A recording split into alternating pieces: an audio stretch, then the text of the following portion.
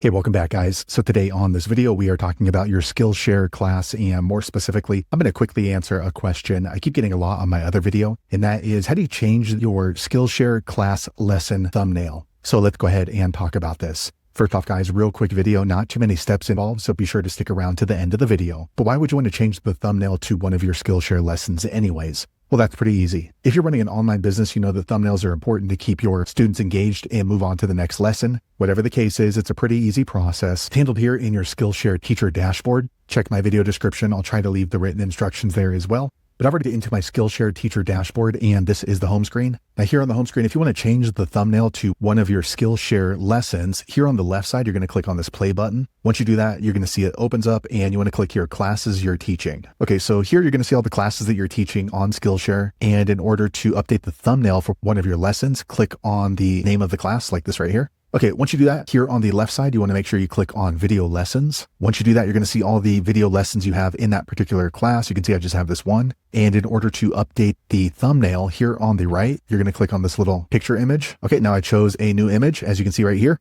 And once you've changed the thumbnail like I did right now, you can go ahead and scroll to the top. And then either you can submit it for approval from Skillshare, or you can just save it as a draft. So there you have it, guys. If you're wondering how to change the thumbnail to one of your Skillshare class lessons, that's the easiest way I know how to do it. If you know an easier way, be sure to leave a comment below. Let the rest of us know how you did it. Hopefully you found that video useful. If so, click thumbs up, or maybe consider subscribing to my channel, and I hope to see you on the next video. Thanks again for watching.